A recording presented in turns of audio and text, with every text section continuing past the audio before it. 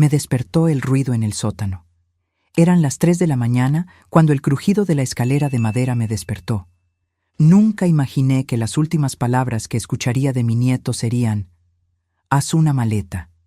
Tenemos que salir de esta casa ahora». La mirada en su rostro era algo que nunca había visto antes. Miedo puro. Mientras conducíamos a través de la oscuridad, alejándonos de la casa donde viví por 37 años, me di cuenta de que a veces aquellos a quienes amamos son los que más nos hieren. Y que a veces son los que menos esperamos quienes terminan salvándonos. Pero antes de continuar, asegúrate de estar ya suscrito al canal y escribe en los comentarios: ¿desde dónde estás viendo este video? Nos encanta saber hasta dónde están llegando nuestras historias.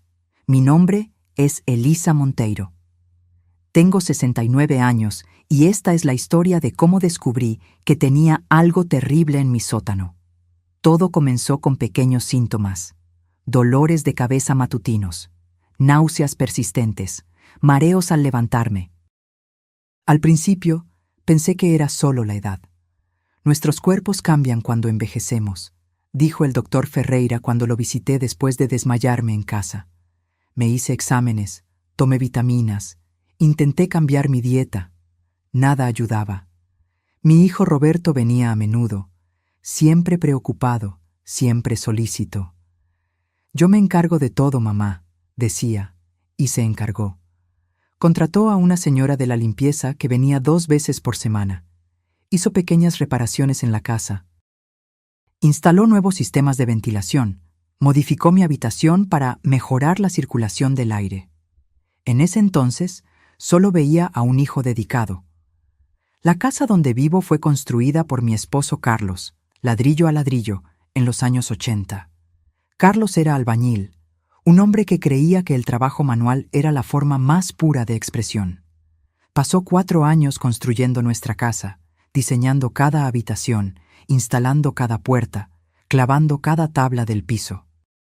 Cuando murió de un infarto hace 5 años, sentí como si parte de la casa hubiera muerto también. Roberto siempre tuvo una relación complicada con su padre. Mientras Carlos trabajaba con las manos, Roberto se enorgullecía de su título de ingeniero. Mientras Carlos valoraba la sencillez, Roberto buscaba estatus. La tensión entre ellos era palpable en cada cena familiar. Cuando Lucas, mi nieto, comenzó a mostrar interés por la carpintería como su abuelo, la distancia entre padre e hijo solo aumentó. Lucas apareció en mi puerta una tarde de domingo. No lo esperaba. Estaba cubierto de polvo, un joven de 24 años con los ojos de su abuelo y manos callosas por el mismo tipo de trabajo. «Abuela, necesitamos revisar algo en el sótano», dijo sin mucha explicación. Me pareció extraño, pero lo seguí hasta la puerta del sótano. Bajó solo, pidiéndome que esperara. Me quedé en la cocina, observando por la ventana el jardín que Carlos había plantado. Las tomateras necesitaban estacas nuevas, pensé distraídamente. Cuando Lucas regresó, su rostro estaba blanco como la tiza. Puso el celular sobre la mesa de la cocina, lo deslizó hacia mí y dijo solo: «Haz una maleta. Tenemos que salir de esta casa ahora». «¿Qué? ¿Por qué?» «Por favor, abuela, confía en mí». Su voz temblaba. «Solo toma lo esencial: medicinas, ropa para unos días, documentos». «Te espero en el auto». Algo en la urgencia de su voz me hizo obedecer sin preguntar. En 50 años de vida adulta, nunca había empacado una maleta tan rápidamente. 10 minutos después, estábamos en su camioneta, dejando atrás la casa que Carlos construyó, donde criamos a nuestros hijos, donde planté cada flor del jardín. «Lucas, por el amor de Dios, ¿qué está pasando?» Él conducía con los ojos fijos en la carretera, los nudillos blancos de tanto apretar el volante. «Roberto te está envenenando, abuela». Las palabras me golpearon como un puñetazo en el estómago. ¿Mi hijo? Imposible. ¿De qué estás hablando? Eso es una locura. Lucas se estacionó frente a una cafetería de carretera en las afueras de Tijuana. Era un lugar iluminado por neón, vacío a esa hora de la noche. Sacó su celular y me mostró las fotos que había tomado en el sótano. «Mira esto, debajo de tu habitación». Las imágenes mostraban tuberías, cables y una pequeña caja metálica con un temporizador digital. Eso es un sistema de liberación controlada de monóxido de carbono. Fue instalado recientemente, conectado al sistema de calefacción de la casa.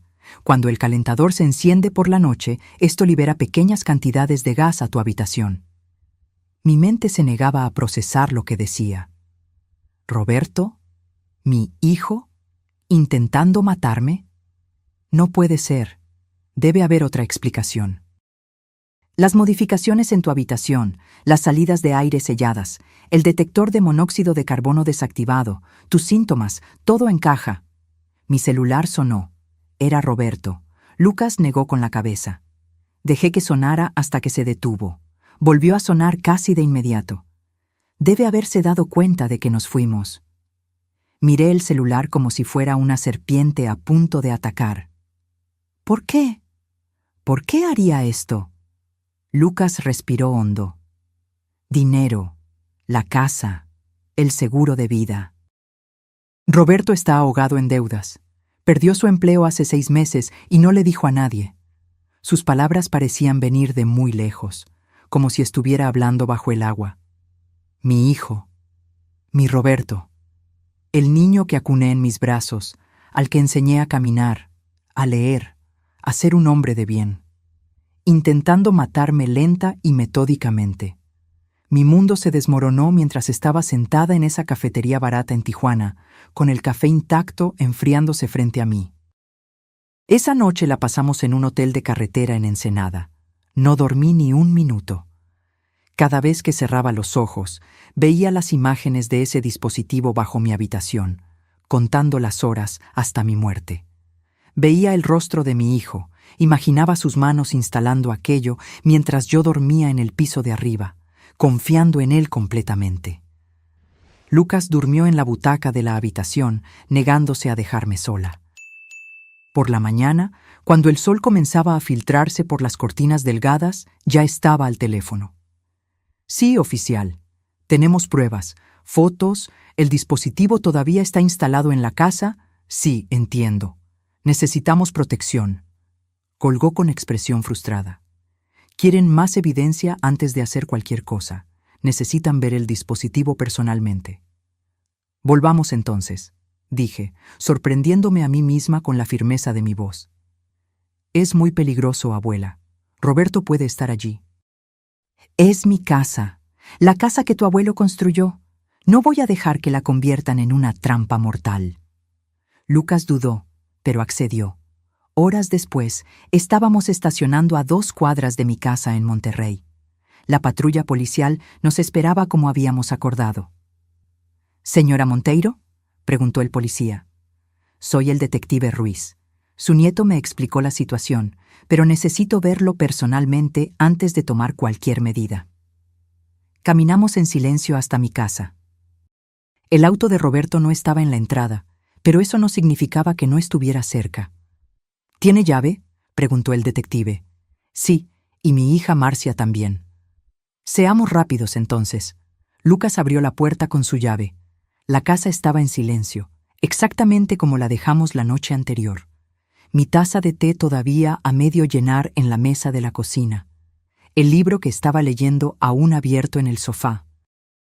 El detective siguió a Lucas hasta el sótano, mientras yo esperaba en la cocina, sintiéndome extraña en mi propia casa. Como si ahora fuera un lugar ajeno, hostil. Miré por la ventana y mi corazón casi se detiene. El auto de Roberto estaba doblando la esquina. «¡Están volviendo!», grité. Lucas y el detective subieron corriendo del sótano. «Lo encontramos. Es exactamente como dijo», confirmó el detective sacando su celular del bolsillo. «Voy a llamar a refuerzos». El auto de Roberto se detuvo frente a la casa. No estaba solo. Mi hija Marcia estaba en el asiento del pasajero. «Maldita sea», murmuró Lucas. «Los dos están juntos en esto». Roberto y Marcia entraron sin tocar.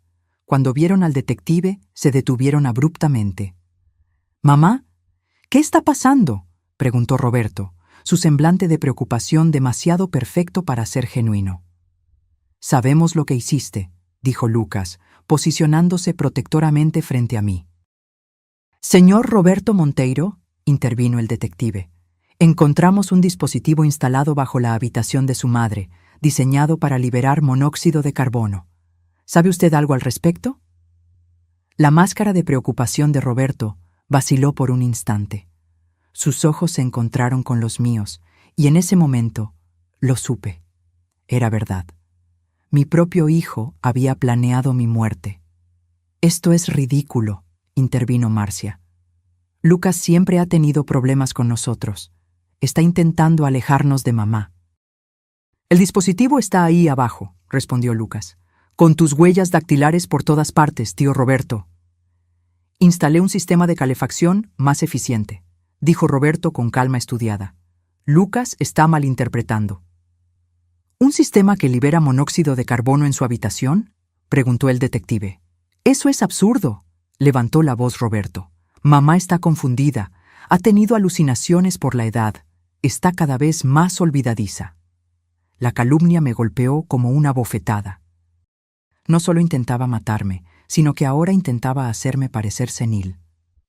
Todo está documentado, señor Monteiro, dijo el detective, mostrando las fotos en su celular. Usted modificó las salidas de aire de su habitación, instaló un detector de monóxido de carbono falso y colocó un dispositivo de liberación controlada de gas bajo el piso. El rostro de Roberto se endureció. Toda la pretensión de preocupación desapareció. Tú no lo entiendes, dijo, la voz baja e intensa. Perdimos todo.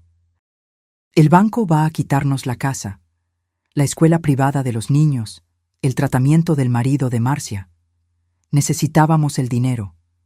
Escuché esas palabras como si vinieran de un extraño, no del niño que había criado. Entonces decidiste matarme. Hablé finalmente. Tu padre construyó esta casa para protegernos, y tú la convertiste en mi tumba. Sería rápido, intervino Marcia, su voz fría y calculadora. Dormirías y no despertarías. Nadie preguntaría. Los ancianos mueren todos los días. Sonaron sirenas afuera. Los refuerzos habían llegado. Roberto y Marcia intercambiaron miradas. En un movimiento repentino, Roberto avanzó hacia mí. Lucas se interpuso protectoramente, pero Roberto lo empujó con fuerza, haciéndolo caer. El detective intentó intervenir, pero Marcia bloqueó su camino.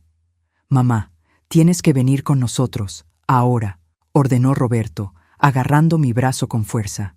Miré el rostro de mi hijo, buscando alguna señal del niño que conocía. No encontré nada más que desesperación y avaricia. «No», dije firmemente, zafando mi brazo. Se acabó, Roberto. La puerta principal se abrió y 2 policías uniformados entraron. Roberto retrocedió sabiendo que estaba acorralado. Roberto Monteiro y Marcia Monteiro Silva quedan arrestados por intento de homicidio. Observé en silencio mientras esposaban a mis hijos. Las personas que había traído al mundo, que había amado incondicionalmente, ahora eran llevadas como criminales. Porque eso era lo que eran. Cuando la puerta se cerró tras ellos, caí de rodillas en el suelo de la sala. Lucas me abrazó, sus anchos hombros temblando con mis sollozos. ¿Cómo no me di cuenta?, pregunté entre lágrimas. ¿Cómo no vi lo que estaba pasando? No es tu culpa, abuela, susurró. Ellos traicionaron tu confianza de la peor manera posible.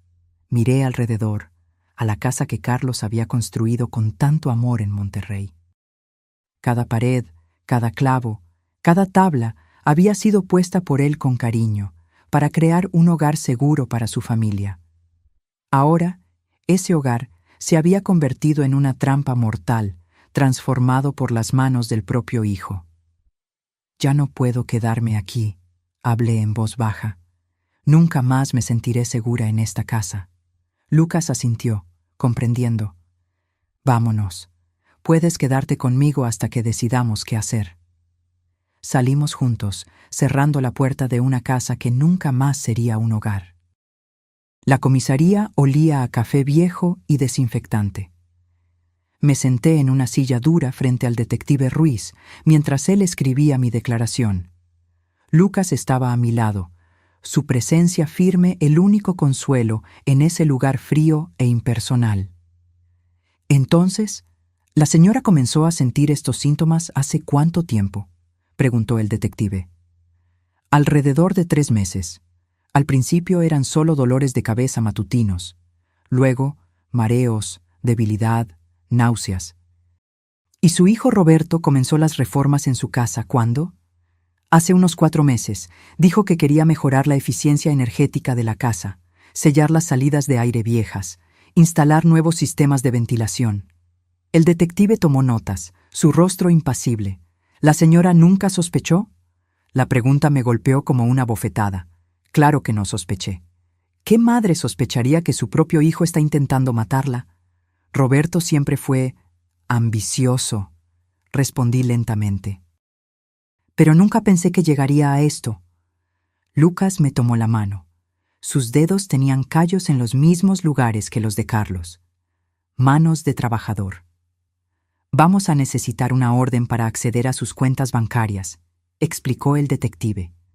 Pero por lo que ya descubrimos, su hijo está ahogado en deudas, su casa está a punto de ser embargada por el banco, y el esposo de su hija necesita un tratamiento caro para una enfermedad renal. El dinero de mi seguro y de la casa, murmuré. Exactamente. Alrededor de 800,000 en total. Dividido entre sus 2 hijos, sería suficiente para resolver sus problemas financieros. La frialdad del cálculo me dio náuseas. Mi vida reducida a un valor monetario, pesada y encontrada insuficiente comparada con las deudas de mis hijos. Más tarde, en el pequeño apartamento de Lucas, en Guadalajara, me senté en la cama improvisada en la sala e intenté procesar todo lo que había sucedido. Las paredes eran delgadas y podía escuchar el ruido del tráfico afuera. Lucas entró con 2 tazas de té. Su apartamento era sencillo, pero acogedor. Herramientas organizadas meticulosamente en un rincón. Proyectos de carpintería esparcidos por el mostrador.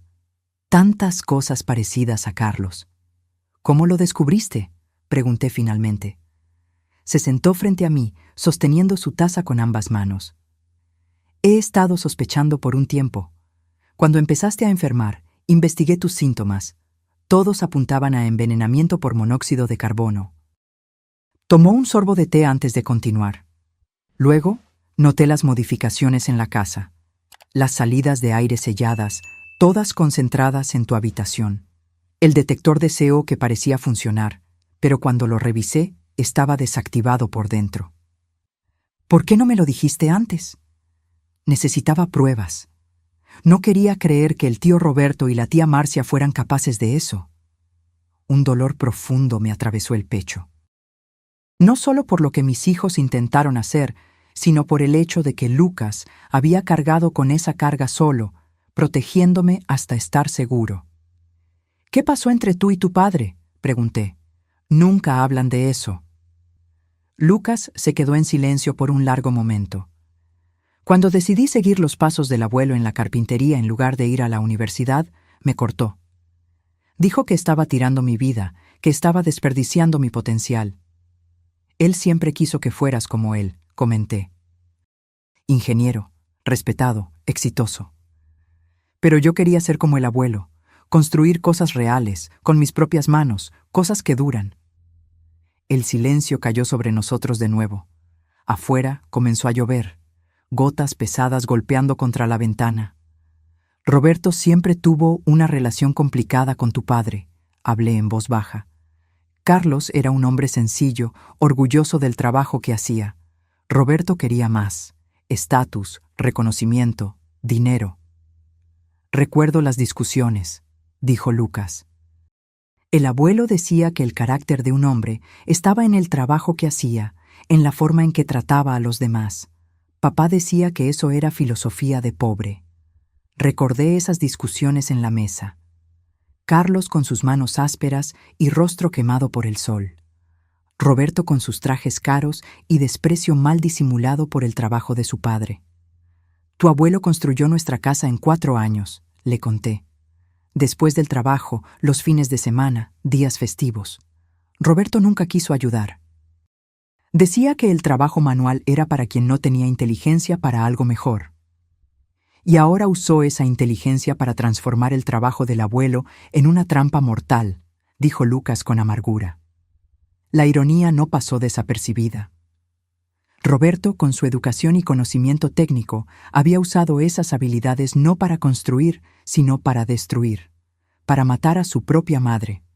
¿Cómo llegamos a esto?, pregunté, más para mí misma que para Lucas. Avaricia, respondió él simplemente. Desesperación. Papá siempre vivió por encima de sus posibilidades, siempre queriendo mostrar su éxito. Cuando todo se vino abajo, eligió el camino más fácil. Al día siguiente, recibí autorización para volver a la casa y recoger más de mis cosas.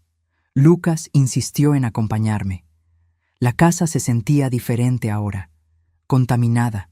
Cada habitación, cada objeto familiar traía recuerdos que ahora estaban manchados por la traición. En mi habitación, miré el techo donde el detector de monóxido de carbono falso aún estaba instalado.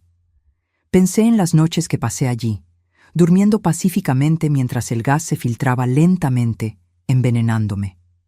Abrí el armario y comencé a seleccionar ropa. En el fondo encontré una vieja caja de zapatos. Dentro estaban las cartas que Carlos me escribió cuando éramos jóvenes. Sus planos para nuestra casa, dibujos detallados de cada habitación, cada puerta, cada ventana. ¿Abuela?, llamó Lucas desde la puerta. Encontré algo que deberías ver. Me llevó a la oficina, donde Roberto a menudo trabajaba cuando venía a visitarme. En un cajón cerrado que la policía había abierto, Lucas encontró un cuaderno. Es la letra de papá, dijo, entregándome el cuaderno. Las páginas contenían cálculos detallados. Tasas de flujo de gas, concentraciones de monóxido de carbono, estimaciones de tiempo de exposición. Y, lo más perturbador, un cronograma. Mes 1-2, síntomas iniciales, dolores de cabeza, fatiga. Mes 2-3, intensificación, náuseas, confusión mental. Mes 3-4, deterioro significativo, desmayos, pérdida de peso. Mes 4, resultado final. Mi hijo había calculado metódicamente cuánto tiempo tardaría en matarme. Había planeado mi muerte como un proyecto de ingeniería, con etapas y plazos. Las lágrimas llegaron sin aviso. No por lo que casi me pasa, sino por la pérdida de los hijos que pensé conocer. Por la destrucción completa de la familia que Carlos y yo habíamos construido. Lucas tomó el cuaderno de mis manos temblorosas y me abrazó. «Salgamos de aquí», dijo suavemente. «Esta ya no es tu casa». Miré una última vez esas paredes. El trabajo de Carlos, ahora profanado por las manos de nuestro propio hijo. «No», asentí. «Ya no lo es». Al salir, me detuve en el porche y toqué el dintel de la puerta, tallado a mano por Carlos. Un último adiós a un hogar que nunca volvería a ser mío. En los meses siguientes, mi vida se transformó en una pesadilla legal en Ciudad de México. Declaraciones, audiencias, reuniones con abogados. El caso atrajo la atención de los medios locales. No todos los días hijos de clase media intentan matar a su propia madre por dinero. Roberto y Marcia fueron acusados formalmente de intento de homicidio, conspiración y varios otros crímenes. La evidencia era abrumadora. El dispositivo en el sótano, los meticulosos registros de Roberto, testimonios de vecinos que lo vieron haciendo reformas frecuentes. Lo que más me impactó fueron los correos electrónicos entre Roberto y Marcia, recuperados por la investigación. Mamá está cada vez más débil. El plan está funcionando. Un mes más y todo estará resuelto. ¿Estamos seguros de que nadie sospechará? ¿Y si piden autopsia? Ancianos con problemas cardíacos mueren todo el tiempo. Estoy monitoreando los síntomas. Parecerá natural. Mis propios hijos, discutiendo fríamente mi muerte como si fuera un problema de logística a resolver. La primera vez que los vi en la audiencia preliminar, casi no los reconocí. Roberto, siempre tan cuidadoso con su apariencia, parecía desaliñado en el mono naranja de la prisión. Marcia, mi niña siempre tan vivaz, estaba pálida y abatida. No me miraron ni una sola vez durante todo el procedimiento. El fiscal me llamó al día siguiente de la audiencia. «Señora Monteiro, tenemos evidencia suficiente para un juicio», explicó. «Pero si confiesan, podemos evitar este proceso largo y doloroso para la señora». ¿Confesarían? Sus abogados están sugiriendo la posibilidad de un acuerdo. Penas reducidas a cambio de una confesión completa. Parte de mí quería que enfrentaran toda la fuerza de la ley, que pagaran por lo que intentaron hacer. Otra parte, la madre que aún existía en mí, a pesar de todo, no soportaba la idea de verlos pudriéndose en prisión por el resto de la vida. ¿Qué tipo de pena reducida?, pregunté finalmente. Roberto obtendría 15 años, con posibilidad de libertad condicional después de 10. Marcia, por tener un papel secundario, 10 años, con posibilidad después de 6. Incluso reducidas, eran penas largas. Roberto tendría casi 60 años cuando saliera. Sus hijos, mis nietos que apenas me conocían, serían adultos. «Necesito pensar», respondí. Esa noche, sentada en el pequeño apartamento de Lucas en Guadalajara, miré por la ventana hacia la ciudad iluminada e intenté entender cómo habíamos llegado a ese punto. «¿Qué crees que debo hacer?», le pregunté a Lucas, que trabajaba silenciosamente en un proyecto de carpintería en el pequeño mostrador del rincón. Se detuvo, colocó la herramienta sobre la mesa y se volvió hacia mí. «No puedo decirte qué hacer, abuela. Es tu decisión. Pero quiero saber qué piensas», suspiró profundamente. «Parte de mí quiere que paguen por cada minuto de sufrimiento que causaron, por haberte traicionado de la peor manera posible». Hizo una pausa, eligiendo cuidadosamente las palabras. «Pero otra parte entiende que, al final, todavía son tu familia, y que tal vez, algún día, querrás algún tipo de... no sé si reconciliación es la palabra correcta». Reconciliación. La palabra parecía absurda en el contexto. ¿Cómo reconciliarme con personas que habían calculado fríamente mi muerte? «Creo que quiero verlos», hablé de repente, antes de decidir sobre el acuerdo. Lucas me miró preocupado. «¿Estás segura? Va a ser difícil». «Necesito mirarlos a los ojos. Necesito entender». 2 días después, estaba sentada en una sala fría en la prisión de Tlalpan, esperando. Roberto entró primero, esposado, escoltado por un guardia. Se sentó frente a mí, separados por una mesa de metal. El hijo que yo conocía había desaparecido. En su lugar estaba un hombre abatido, con ojeras profundas y una mirada derrotada. «Mamá», dijo, su voz casi un susurro. «¿Por qué, Roberto?», pregunté directamente. «Quiero escucharlo de ti». Bajó los ojos hacia las esposas. Estábamos perdiendo todo: la casa, los ahorros, el futuro de mis hijos. Entonces decidiste matarme. Yo no vi otra salida. Estaba desesperado. ¿Desesperado hasta el punto de envenenar lentamente a tu propia madre? Roberto no respondió de inmediato. Cuando levantó los ojos, había lágrimas en ellos. Me dije que sería rápido, que no sufrirías, que a tu edad sería solo dormir y no despertar. La frialdad de sus palabras me causó un escalofrío. Incluso ahora intentaba justificar lo injustificable. «Tu padre construyó esa casa para protegernos», dije, mi voz temblando de emoción. «Puso cada ladrillo, instaló cada tubería pensando en nuestra seguridad. Y tú usaste ese mismo trabajo para intentar matarme». «Papá siempre fue tu prioridad», respondió Roberto con amargura repentina. «Tu precioso trabajador manual. Nunca importó cuánto me esforzara, cuánto éxito tuviera. Siempre era el trabajo de él lo que valorabas». «¿Eso justifica lo que hiciste?» «Nada lo justifica», admitió, la rabia desapareciendo tan rápido como surgió. «Yo... lo siento mucho, mamá. Sé que nunca será suficiente, pero lo siento». Miré a mi hijo y no reconocí al hombre frente a mí. ¿Dónde estaba el niño que acuné en mis brazos? ¿El adolescente que me dio tanto orgullo con sus notas brillantes? ¿El joven prometedor que parecía destinado a grandes logros? Tu abogado mencionó un acuerdo. Hablé finalmente. Sí. ¿Quieres que lo acepte? La pregunta me tomó por sorpresa. Después de todo, todavía buscaba mi aprobación. Quiero que hagas lo que creas correcto, Roberto.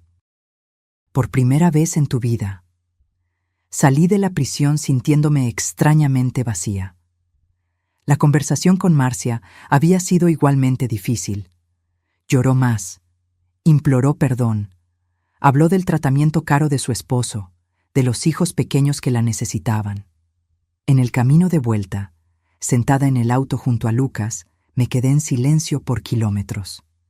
Van a aceptar el acuerdo. Hablé finalmente. ¿Cómo te sientes? No sé. Vacía.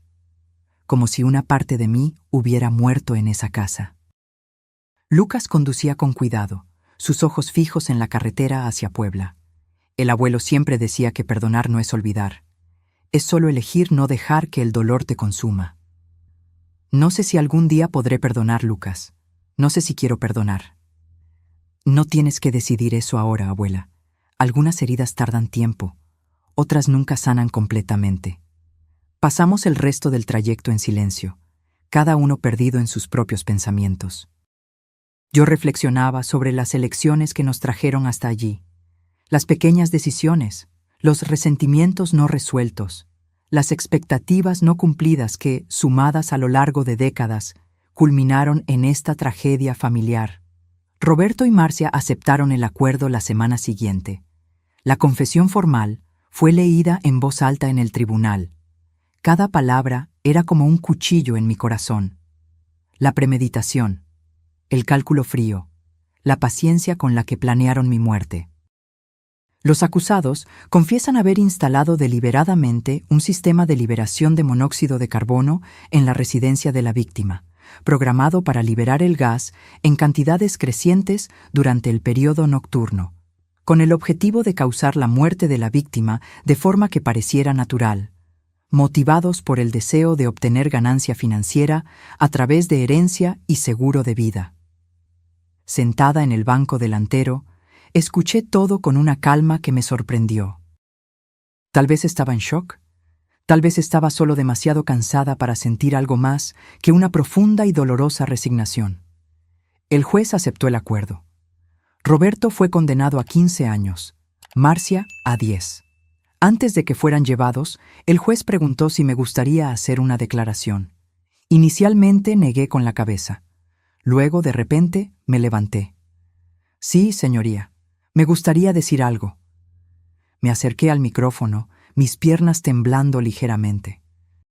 Miré directamente a mis hijos, que mantenían los ojos fijos en el suelo. Mi esposo Carlos dedicó 4 años de su vida a construir nuestra casa. Cada pared, cada piso, cada sistema fue instalado por él, ladrillo a ladrillo, para crear un hogar seguro para nuestra familia. Ese era el legado que quería dejar. Mi voz se quebró momentáneamente. Respiré hondo y continué.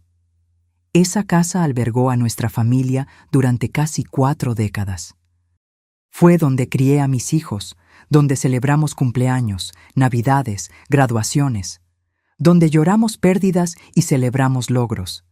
Era un lugar de amor y protección. Miré directamente a Roberto, que finalmente levantó los ojos hacia mí. Ustedes transformaron el trabajo de su padre, su amor, en un arma para matarme. No solo me traicionaron a mí, sino también a su memoria, el legado que él dejó. Lágrimas silenciosas corrían por el rostro de Marcia. Roberto permaneció impasible. No sé si algún día podré perdonarlos, no sé si quiero, pero sé que Carlos estaría devastado al ver en lo que se convirtieron sus hijos. Volví a mi lugar junto a Lucas, que me tomó la mano mientras los guardias se llevaban a mis hijos para comenzar sus sentencias. Salimos del tribunal bajo la mirada curiosa de reporteros y curiosos en Puebla. La historia se había difundido. la anciana casi asesinada por sus propios hijos que querían su herencia. ¿Estás bien?, preguntó Lucas cuando llegamos al auto. No, respondí honestamente. Creo que no estaré bien por mucho tiempo, pero estoy viva, gracias a ti. Él sonrió tristemente y encendió el auto. ¿A dónde vamos ahora, abuela? Miré por la ventana hacia el cielo gris de invierno. Hacia adelante, Lucas. Es el único camino posible. La casa se quedó vacía por meses. No podía volver a vivir allí. Cada habitación estaba contaminada por los recuerdos de lo que casi sucede. Pero tampoco podía deshacerme de ella de inmediato. Era el último vínculo físico con Carlos, con la vida que construimos juntos. Continué en el pequeño apartamento de Lucas. Él insistió en que me quedara el tiempo que fuera necesario, transformando su sofá en cama todas las noches sin jamás quejarse. «Necesitamos hablar de la casa», dijo una mañana, mientras tomábamos café. «No podemos dejarla abandonada para siempre». Tenía razón, por supuesto. Las cuentas seguían llegando. El jardín que Carlos plantó con tanto cariño estaba muriendo sin nadie que lo cuidara. Los vecinos habían comenzado a quejarse. «No puedo imaginar extraños viviendo allí», confesé. «Usando los armarios que Carlos construyó, durmiendo en las habitaciones donde criamos a nuestros hijos». «¿Y si no fueran extraños?», sugirió Lucas cautelosamente. Lo miré confundida. «He estado pensando», continuó. «La habitación donde estaba instalado ese dispositivo puede ser completamente reconstruida.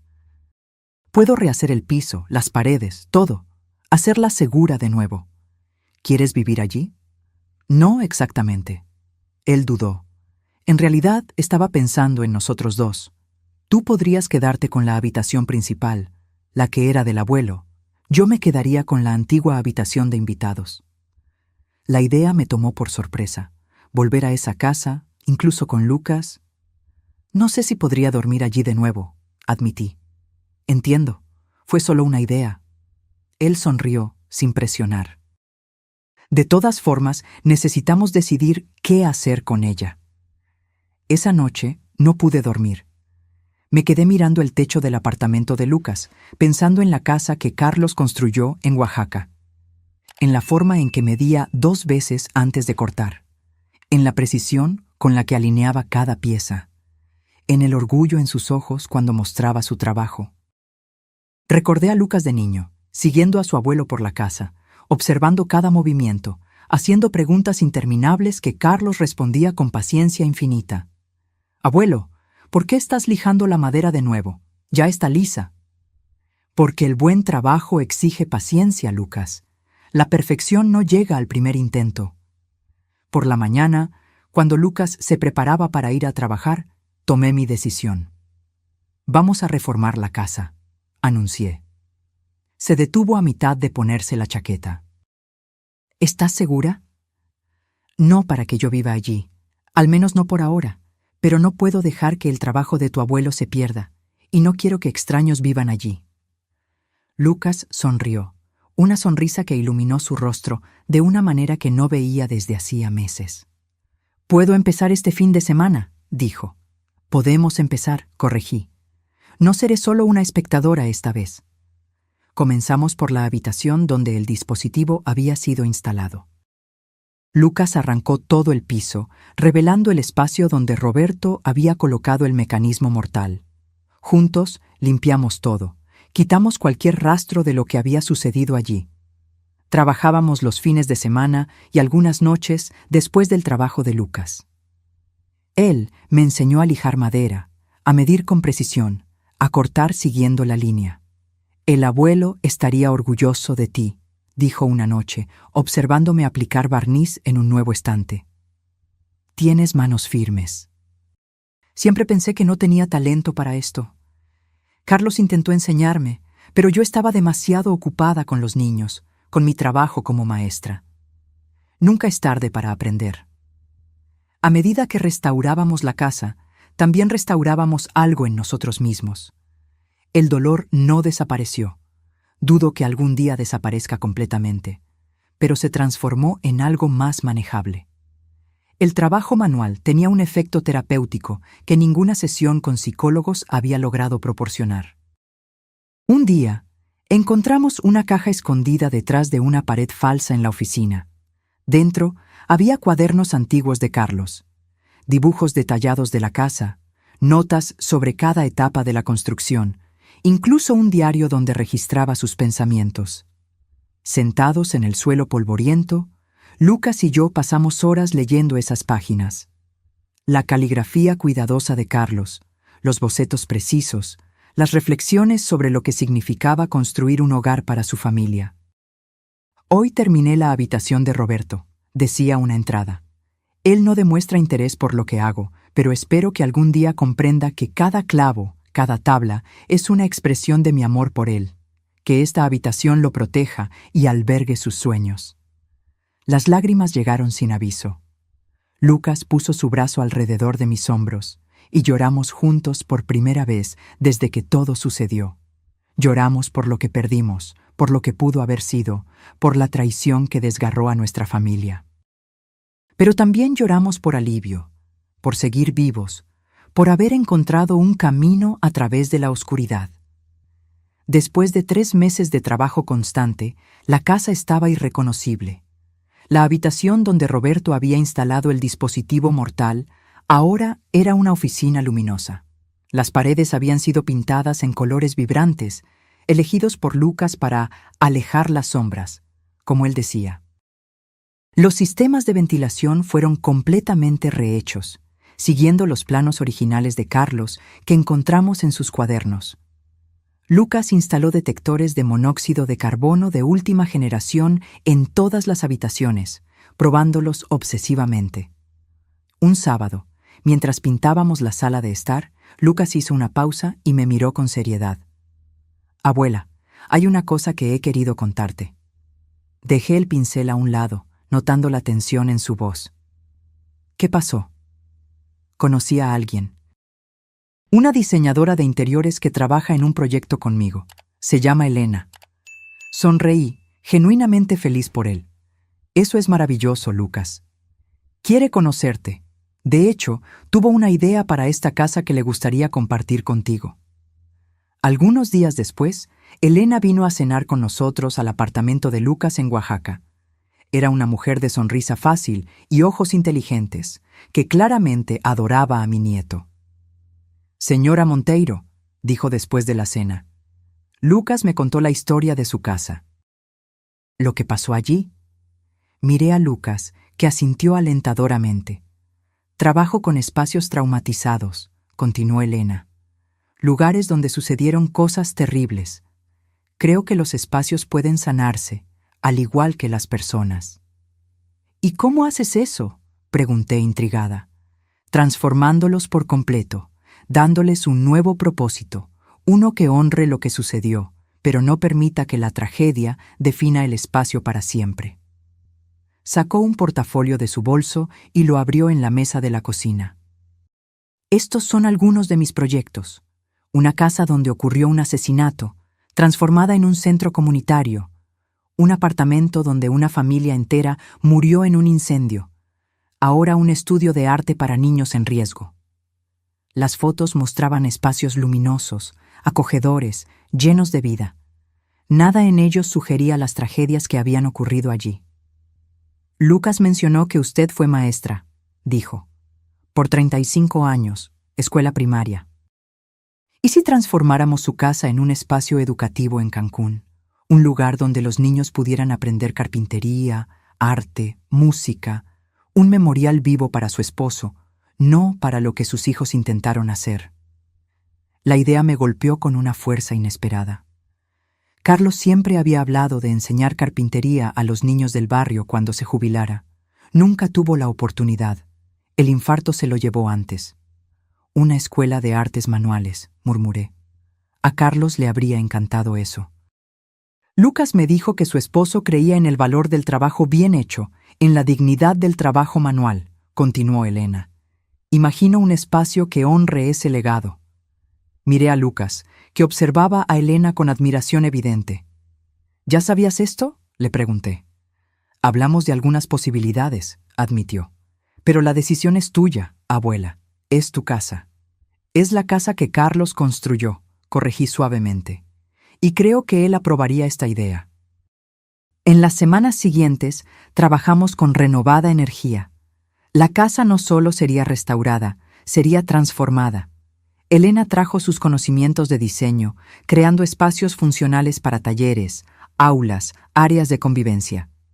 Lucas lideró la parte constructiva, siguiendo fielmente los principios que aprendió de su abuelo. Contrató a algunos amigos carpinteros para ayudar con los trabajos más pesados, pero insistió en hacer personalmente todas las piezas que requerían mayor precisión. En cuanto a mí, descubrí un talento inesperado para la organización del proyecto, para asegurar que la visión de Carlos estuviera presente en cada detalle.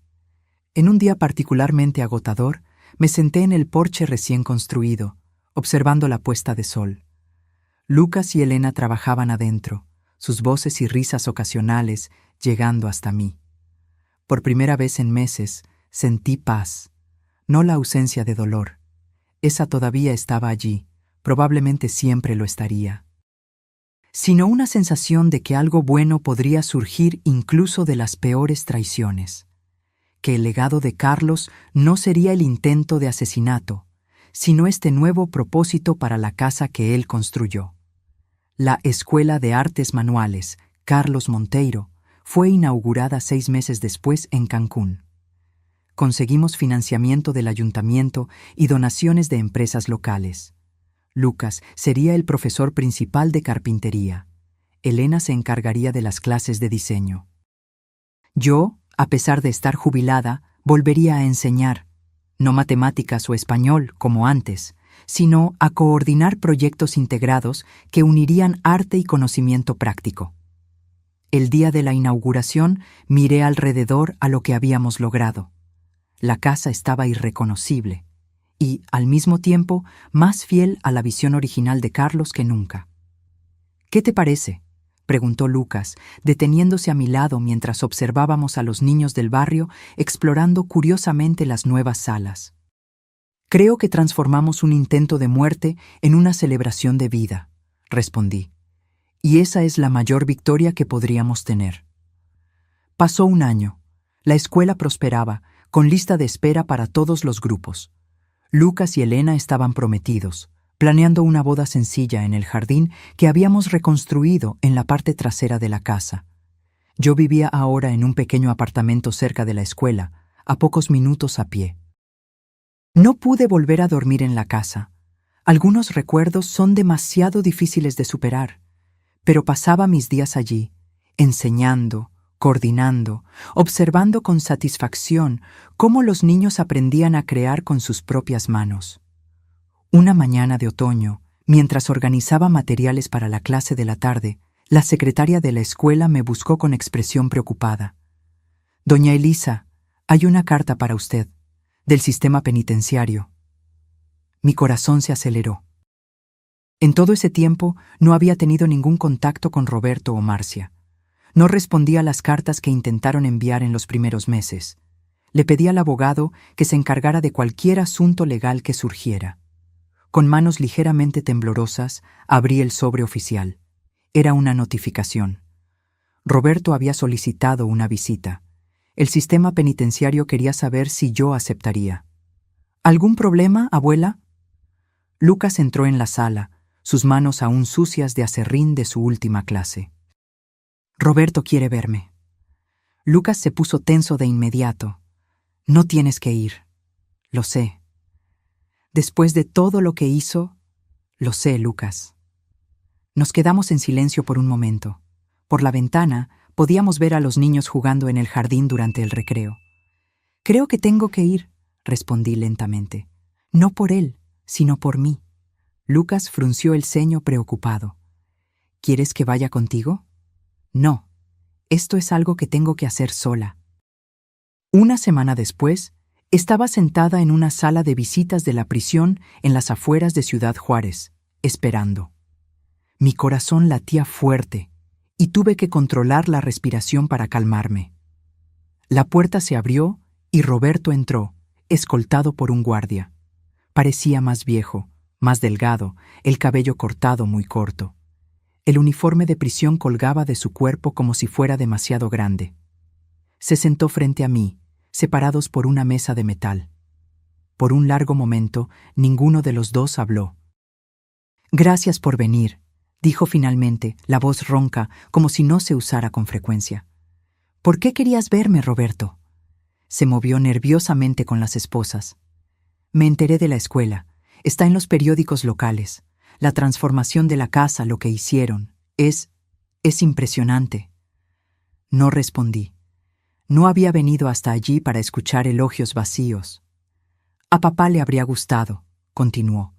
«Era el tipo de cosa que él siempre quiso hacer». «Sí, lo era». Otro silencio. Roberto parecía luchar con las palabras. «Estoy en terapia aquí, parte del programa de rehabilitación. Eso es bueno. He estado pensando mucho, sobre lo que hice, sobre por qué». Me miró directamente por primera vez. «No fue solo por el dinero, mamá, creo que lo sabes». ¿Qué más podría ser entonces? Rabia, resentimiento, contra papá, contra ti, contra la vida que ustedes valoraban y que yo siempre desprecié. Sus palabras me tomaron por sorpresa. No esperaba tal autoconocimiento. Siempre me sentí inferior cerca de él, continuó Roberto. No importaban mis notas, mi título, mi empleo. A sus ojos nunca sería tan bueno como un hombre que trabajaba con las manos. Tu padre estaba orgulloso de ti, Roberto, a su manera. Tal vez. Pero yo nunca lo sentí, y transformé ese resentimiento en algo monstruoso. Respiró hondo antes de continuar. Cuando comencé a perderlo todo, el empleo, la casa, el estatus que yo había construido, fue como si algo se rompiera dentro de mí. Como si todo lo que había hecho para demostrar mi valía hubiera sido en vano. ¿Y eso justifica intentar matarme?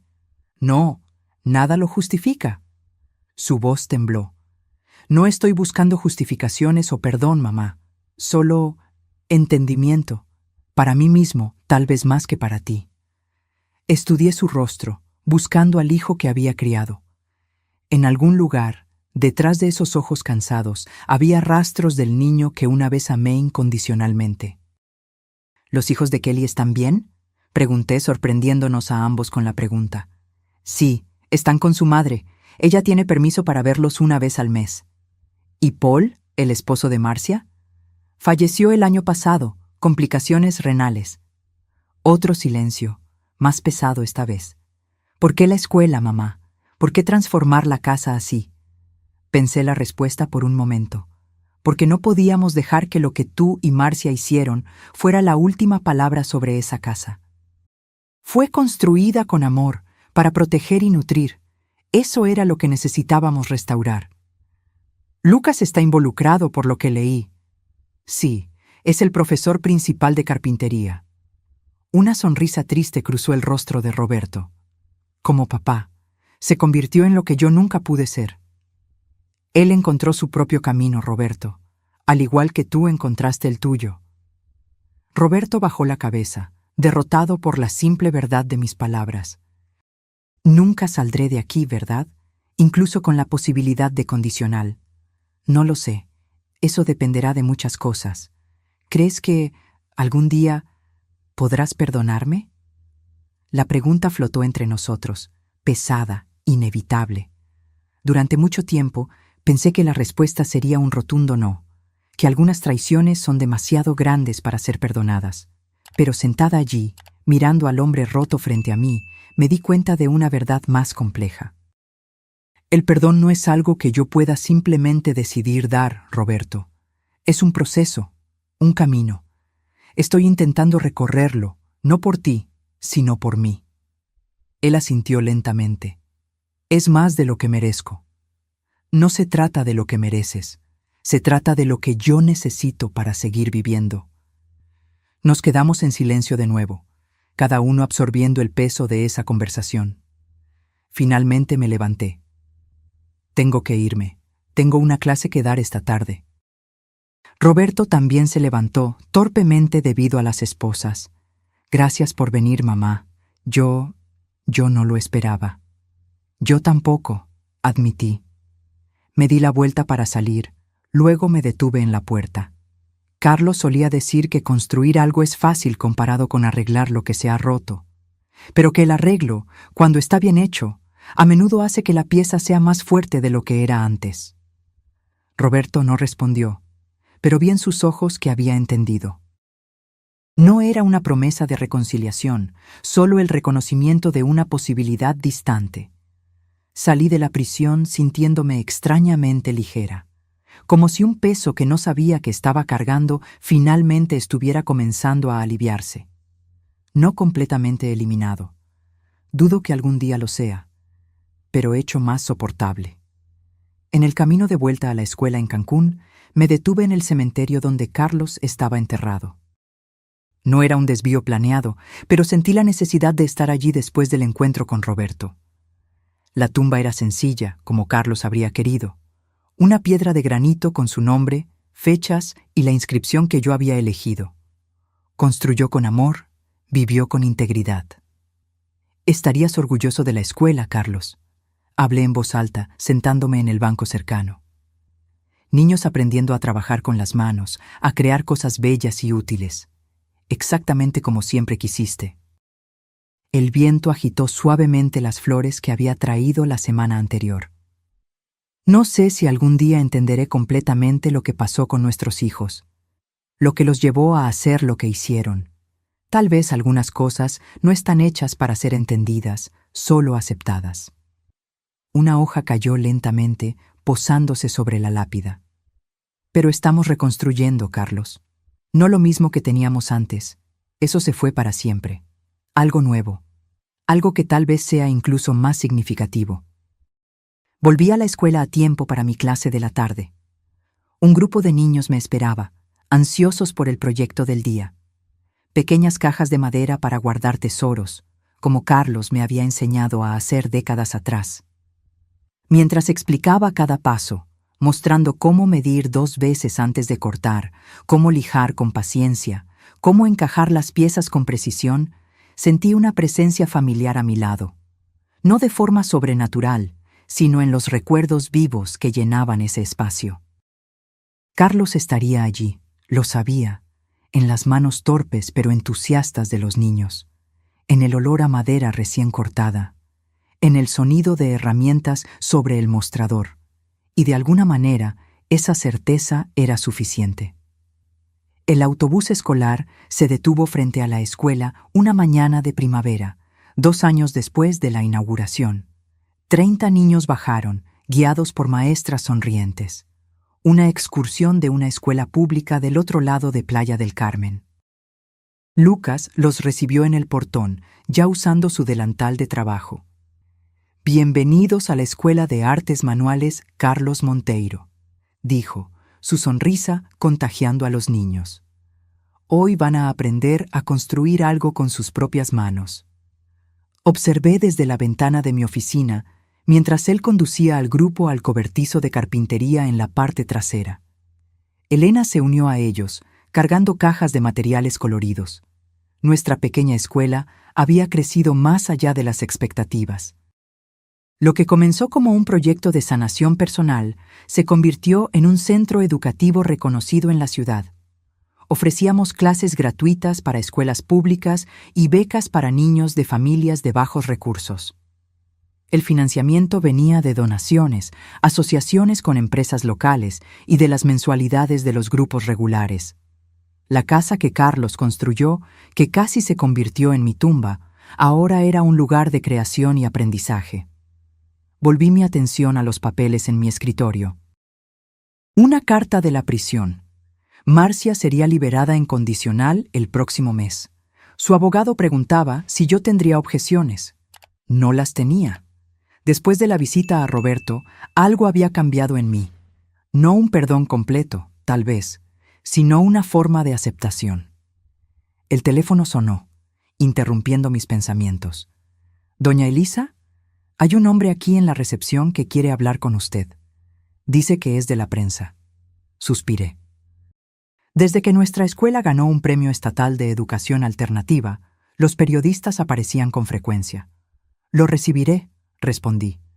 El hombre que esperaba en la recepción no parecía un periodista típico. Más viejo, cabello canoso, ropa sencilla. «¿Señora Monteiro?», preguntó, extendiendo la mano. «Soy Antonio Vargas. Trabajé con su esposo en la construcción hace muchos años». Sorprendida, le estreché la mano. «¿Conoció a Carlos?». «Por casi 2 décadas. Éramos amigos, además de colegas». Lo invité a mi oficina, intrigada. Carlos hablaba poco de sus colegas de trabajo. «¿En qué puedo ayudarlo, señor Vargas?». Sacó un sobre de cuero gastado de su bolso. «Encontré algo que creo que deberían tener». Estaba organizando cosas viejas en mi sótano y encontré estos dibujos que Carlos hizo. Abrió el sobre y sacó hojas amarillentas de papel. Planos, bocetos, notas detalladas.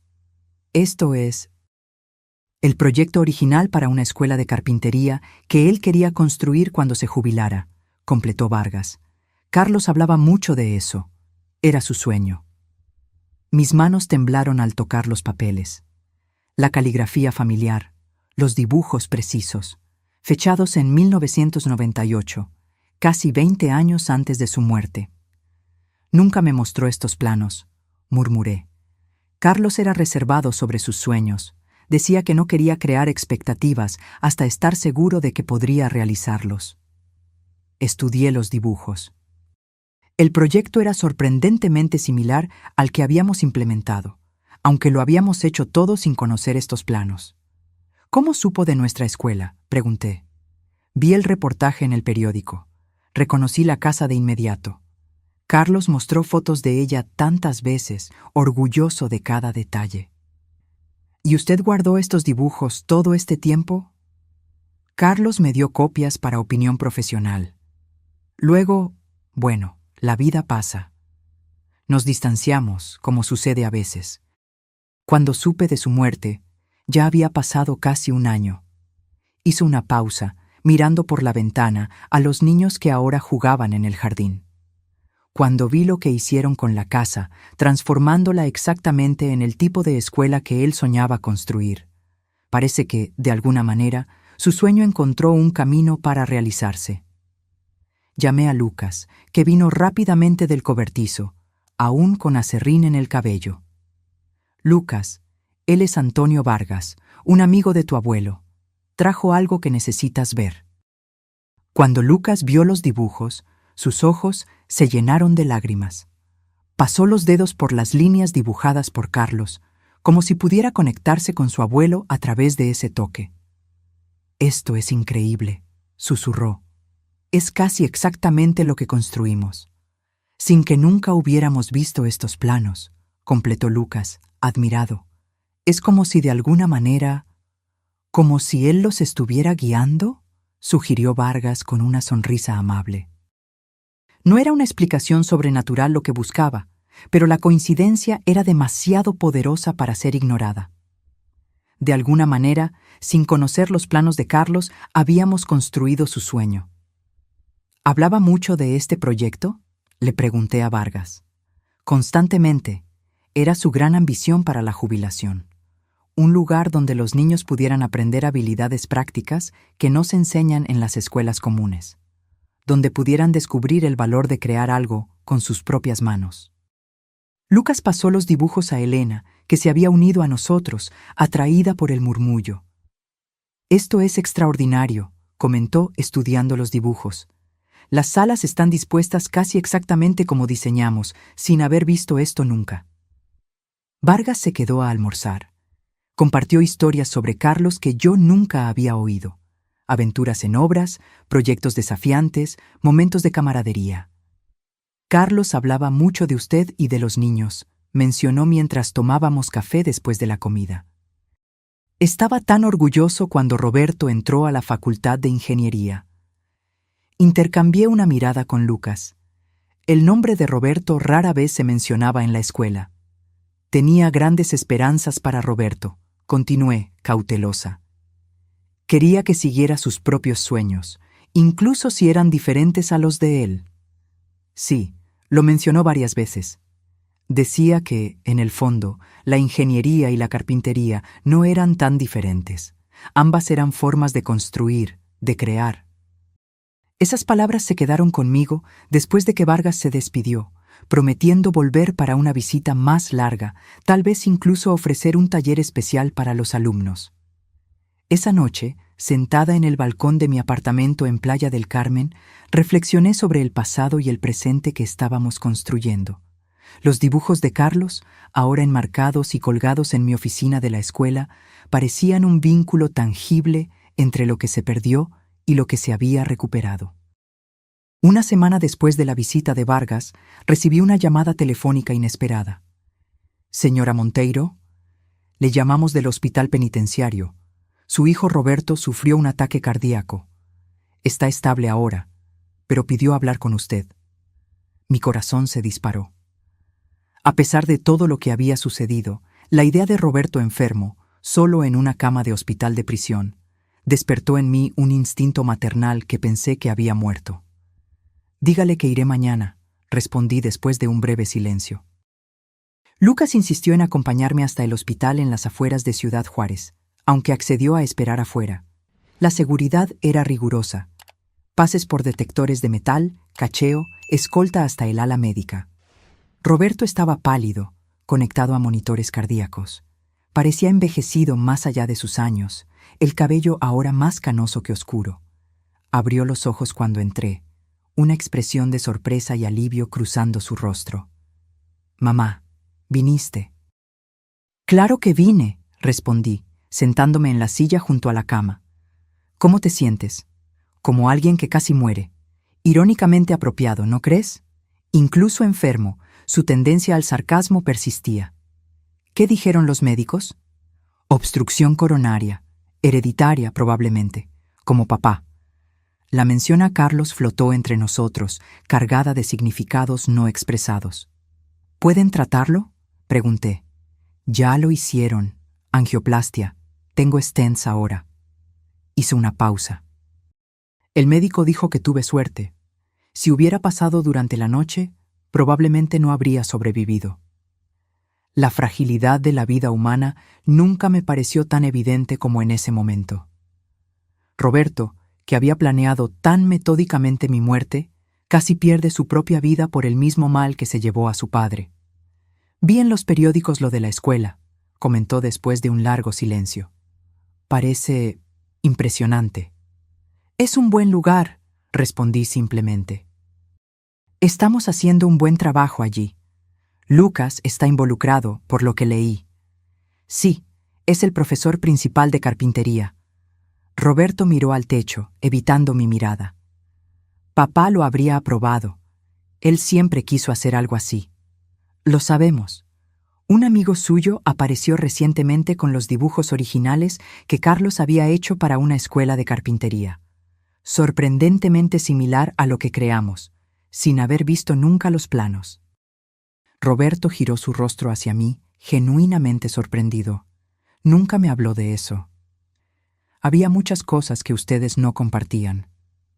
«Sí», un suspiro profundo.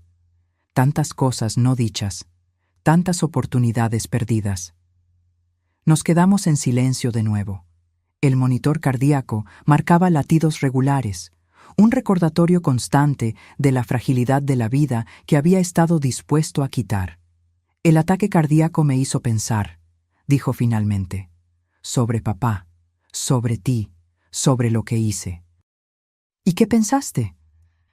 «Que tal vez él tenía razón todo el tiempo, sobre lo que realmente importa, sobre construir algo duradero, no solo ganar dinero y estatus». Sus palabras sonaban genuinas, sin el tono calculador del que había aprendido a desconfiar. «¿Sabes qué es lo gracioso?», continuó. «Aquí en prisión he estado participando en un programa de carpintería. Irónicamente, es la única cosa que me mantiene cuerdo». «¿Tú? ¿En un programa de carpintería?». Una sonrisa débil apareció en su rostro. «Empecé como terapia ocupacional, pero descubrí que me gusta. Hay algo en este trabajo, la precisión, la paciencia necesaria, ver algo tomar forma bajo tus manos. Tu padre solía decir lo mismo. Sé que es demasiado tarde para muchas cosas. dijo Roberto, su voz bajando a casi un susurro. No espero perdón, no lo merezco, pero quería que supieras que finalmente entiendo un poco de lo que él intentó enseñarme todos esos años. Miré a mi hijo, este extraño familiar que había intentado matarme y que ahora hablaba con una sinceridad que no escuchaba de él desde que era niño. Había una vulnerabilidad en sus ojos que me recordó a cuando tenía 7 años y venía a mi cama durante las tormentas, asustado por los truenos. Nunca es demasiado tarde para entender, respondí finalmente, aunque sea demasiado tarde para arreglar. ¿Crees que él me perdonaría? Papá, quiero decir. La pregunta me tomó por sorpresa. No por su contenido, sino por la vulnerabilidad genuina con la que fue hecha. Carlos era un hombre que creía en las segundas oportunidades. Respondí cuidadosamente. Valoraba la capacidad de aprender de los errores, de reconstruir lo que se había roto. ¿Y tú, mamá? ¿Tú algún día podrás perdonarme? La pregunta que siempre supe que vendría, eventualmente. La pregunta para la que yo todavía no tenía una respuesta definitiva. Estoy intentando, Roberto, no por ti, sino por mí misma. El odio y el rencor son pesos demasiado grandes para cargar hasta el final de la vida. Él asintió, aceptando lo máximo que yo podía ofrecer en ese momento. Marcia sale en condicional el próximo mes, comenté, cambiando ligeramente el tema. Lo sé. No estamos exactamente en contacto. Las cosas se pusieron difíciles después de que Paul murió. ¿Tiene a dónde ir? Su hija mayor la aceptará, por lo que entendí. Nos quedamos en silencio de nuevo, cada uno perdido en sus propios pensamientos. El sol de la tarde comenzaba a bajar, arrojando sombras largas a través de la ventana enrejada. Tengo que irme, hablé, levantándome. Hay una clase que necesito preparar para mañana. Gracias por venir, dijo Roberto, su voz débil. Significó mucho. En la puerta me detuve y me di la vuelta. Cuídate, Roberto. Sigue las indicaciones médicas. Lo haré. Salí sintiéndome extrañamente ligera. Como si algo que había estado atrapado dentro de mí durante años finalmente estuviera comenzando a soltarse. No un perdón completo, tal vez. Eso todavía parecía demasiado distante. Pero un pequeño paso hacia alguna forma de paz. Lucas me esperaba en el estacionamiento, preocupado. ¿Cómo fue?, preguntó, abriendo la puerta del auto para mí. Sorprendentemente, bien. Entré en el auto pensativa. Tuvo un ataque cardíaco como tu abuelo. ¿Está en peligro? No de inmediato. Le hicieron una angioplastia. Lucas condujo en silencio por unos minutos antes de preguntar. Habló de... ya sabes. No directamente, pero parecía genuinamente arrepentido.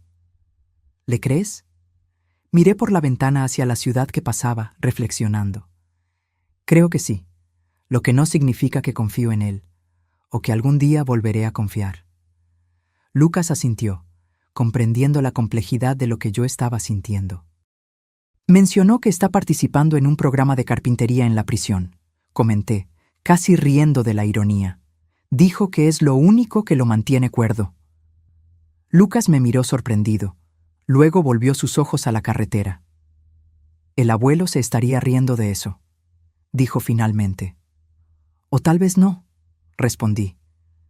Tal vez solo estaría aliviado de que Roberto finalmente entendiera lo que él intentó enseñar durante todos esos años.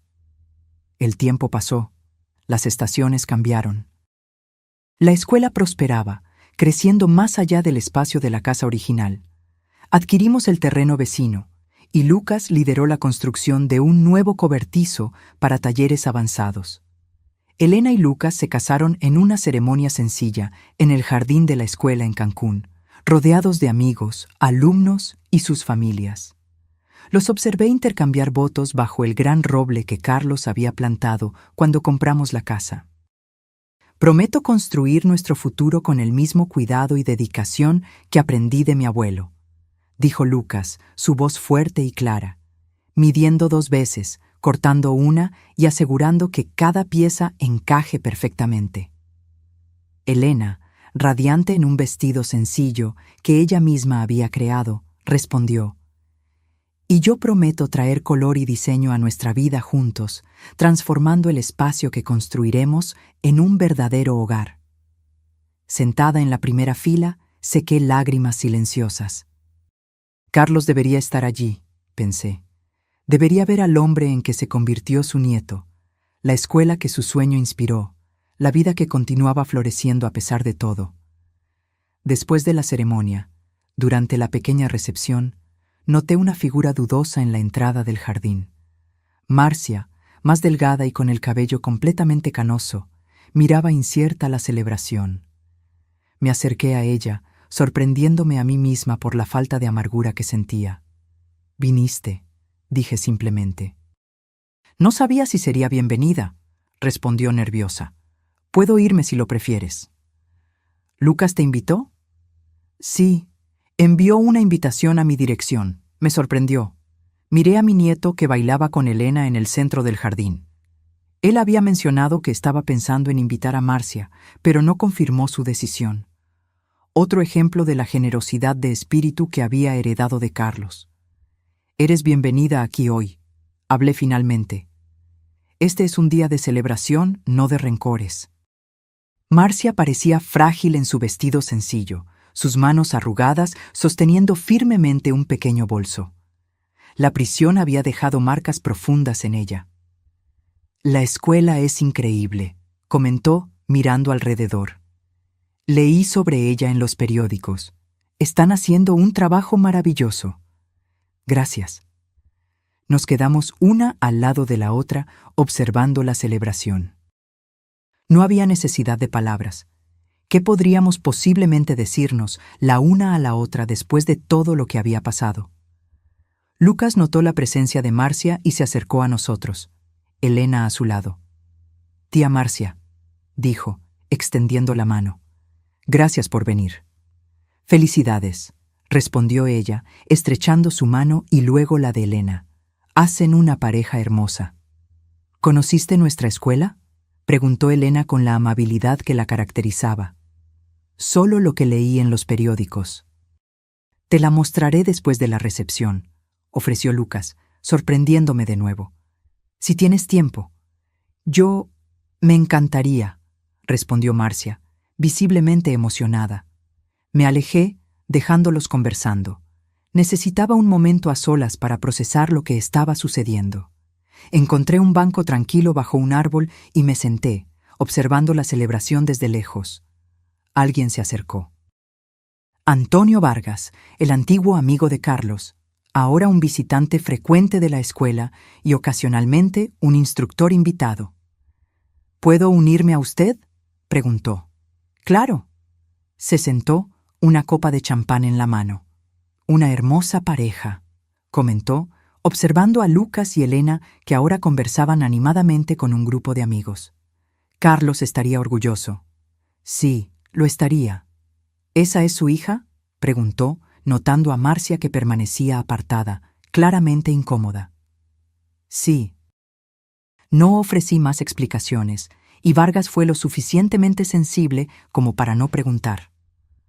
Todos en Cancún conocían la historia. Había sido noticia de primera plana durante semanas. «¿Sabe lo que Carlos decía sobre las familias?», comentó después de un momento de silencio contemplativo. «¿Qué?». «Que son como casas.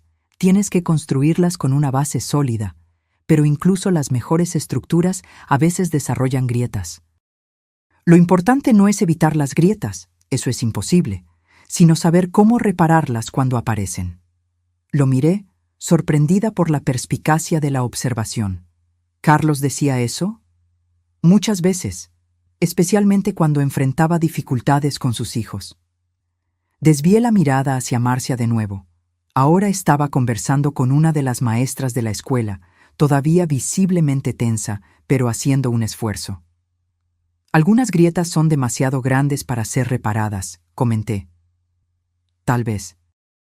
Pero Carlos también decía que siempre hay materiales nuevos, técnicas nuevas, que a veces no arreglas algo para que quede exactamente como era antes. Lo reconstruyes para que sea algo nuevo, algo diferente, pero aún funcional. Las palabras resonaron profundamente en mí.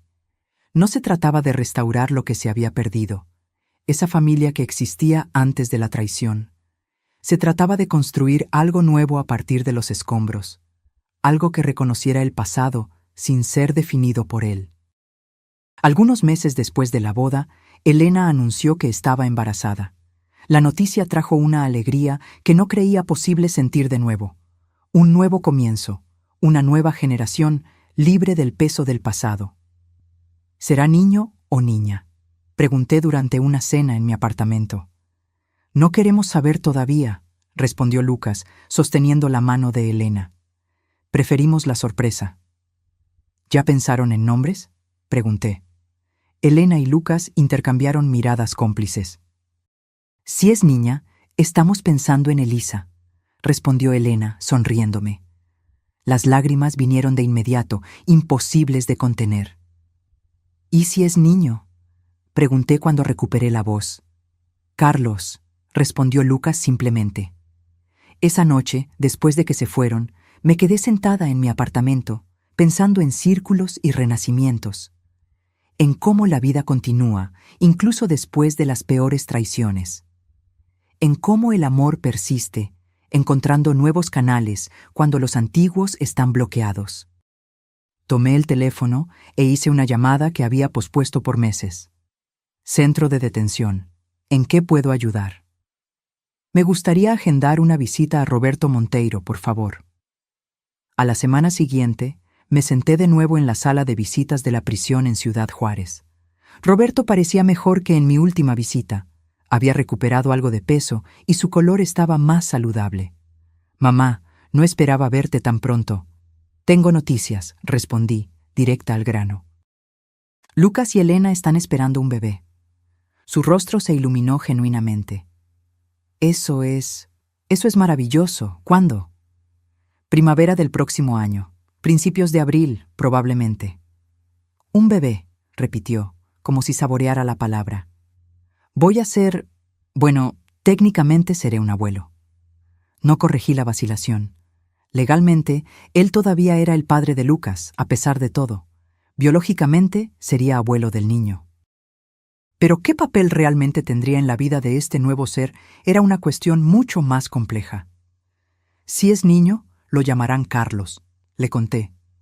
Roberto se quedó en silencio por un momento, sus ojos suavizándose. ¿Y si es niña? Elisa. Él sonrió, una sonrisa genuina y sin reservas.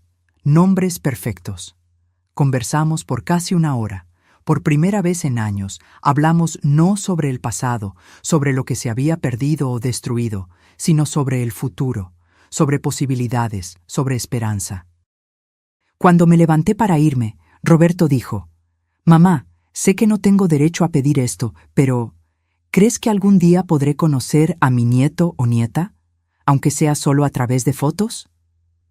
La pregunta era demasiado compleja para ser respondida en ese momento. No puedo prometer eso, Roberto. No depende solo de mí. Lucas y Elena tendrán la última palabra sobre quién formará parte de la vida de su hijo. Él asintió, aceptando la respuesta. Entiendo, y lo respeto. En la puerta me di la vuelta una última vez. Pero hablaré con ellos. Es todo lo que puedo prometer ahora. El alivio y la gratitud en sus ojos eran palpables. En el camino de vuelta, reflexioné sobre círculos de dolor y sanación, sobre cómo las familias pueden ser destrozadas y tal vez, solo tal vez, reconstruidas de formas diferentes, más sabias. No como eran antes, sino como algo nuevo, forjado en las duras lecciones del pasado. La primavera llegó, trayendo consigo a Carlos Roberto Monteiro Silva, 8 libras y 2 centímetros de pura promesa. Con su cabello oscuro y ojos curiosos, parecía absorber el mundo con una intensidad que me recordaba tanto a Lucas como al abuelo cuyo nombre llevaba. Lo sostuve por primera vez en el hospital en Cancún, maravillada con su perfección, con la forma en que sus pequeños dedos se cerraban firmemente alrededor del mío. «Ya tiene fuerza en las manos», comenté a Lucas. «Como tú tenías. Como tu abuelo tenía. tal vez tengamos otro carpintero en la familia, respondió Lucas, orgulloso. O tal vez un artista, añadió Elena sonriendo. O un ingeniero, hablé en voz baja. ¿Quién sabe lo que elegirá ser? Lucas me miró, comprendiendo lo que yo no había dicho explícitamente. Más tarde, cuando estábamos solos en la habitación del hospital, Elena amamantando al pequeño Carlos, Lucas me llevó al pasillo. Lo mencionaste a propósito. A mi padre. No intenté negarlo. Sí. ¿Por qué? Pensé cuidadosamente antes de responder. Porque él es parte de quien eres, parte de quien es el pequeño Carlos, nos guste o no. Lucas se quedó en silencio, procesando mis palabras. «Lo visitaste recientemente, ¿verdad?», preguntó finalmente. «Sí, para contarle sobre el bebé». Otro largo silencio. Pidió conocer a Carlos algún día, aunque sea solo a través de fotos. Continué. Dijo que la decisión sería de Elena y tuya, por supuesto. Lucas se recostó en la pared, el cansancio de la noche sin dormir evidente en su rostro. «No sé si estoy listo para eso», confesó. «No tienes que decidir ahora. Ni nunca, si no quieres». «¿Qué harías en mi lugar, abuela?». La pregunta me tomó por sorpresa. Miré a la guardería a través de las ventanas de vidrio, a los pequeños paquetes de potencial y esperanza. Creo que todo niño merece conocer su historia completa, eventualmente, las partes buenas y las malas. Es parte de quienes son. Incluso cuando esa historia incluye intento de asesinato, especialmente entonces, respondí con suavidad. Porque solo conociendo toda la verdad pueden tomar decisiones informadas sobre quiénes quieren ser. Lucas miró sus manos, manos fuertes, callosas por el trabajo honesto, tan similares a las de su abuelo. «Necesito pensar en eso», dijo finalmente. «Hablar con Elena». «Claro». Volvimos a la habitación, donde Elena se había dormido con el bebé seguro en sus brazos. Lucas los observaba con tanto amor que sentí mi corazón expandirse. Era esto, me di cuenta, el verdadero legado de Carlos, no la casa que construyó, ni siquiera la escuela que su sueño inspiró, sino este amor, esta capacidad de construir y reconstruir lazos, incluso después de las peores tormentas. Semanas después, durante una tarde tranquila en la escuela, encontré a Lucas en el cobertizo de carpintería, trabajando en una pequeña cuna de madera. Sus movimientos eran precisos, concentrados, cada pieza medida 2 veces antes de ser cortada. «¿Para Carlos?», pregunté, observándolo trabajar. «Sí, quiero que sea especial». Tomé una de las piezas ya lijadas, sintiendo la suavidad perfecta de la madera bajo mis dedos. «Elena y yo hablamos», dijo sin mirarme, concentrado en su trabajo. «Sobre mi padre». Esperé, sin presionar. Decidimos enviarle una foto de Carlos. Solo eso, por ahora. «Creo que es un buen comienzo», respondí con cautela. Lucas dejó la herramienta a un lado y finalmente me miró. «Nunca lo perdonaré completamente por lo que te hizo. Nunca volveré a confiar en él como antes». «Lo sé, yo tampoco. Pero Carlos merece conocer toda su historia, como dijiste, incluso las partes difíciles». Asentí, conmovida por la sabiduría de mi nieto. «Y tal vez», continuó, volviendo a su trabajo, «tal vez sea hora de construir algo nuevo. No para olvidar lo que pasó, sino para no ser definidos por ello». Mientras lo observaba trabajar, vi a Carlos en él, no solo en los gestos y la habilidad manual, sino en la capacidad de ver más allá de las ruinas, de imaginar algo nuevo donde otros verían solo escombros. En la cuna que Lucas estaba construyendo para su hijo, vi la promesa de un nuevo comienzo, una nueva base siendo establecida, ladrillo a ladrillo, pieza por pieza. Y tal vez en eso estaba el verdadero significado del perdón, no el olvido del pasado, ni la negación del dolor, sino la negativa a permitir que el dolor tenga la última palabra. La determinación de construir algo nuevo, algo mejor, de las cenizas de lo que se perdió. «Tu abuelo estaría orgulloso», hablé en voz baja, casi para mí misma. Lucas sonrió, continuando su trabajo meticuloso. «Lo sé, abuela, Lo sé. Ahora, si te gustó esta historia, haz clic en suscribirte y dime en los comentarios qué parte te dejó boquiabierto. Ah, y no olvides hacerte miembro para tener acceso a videos exclusivos que no publico aquí. Te espero allí.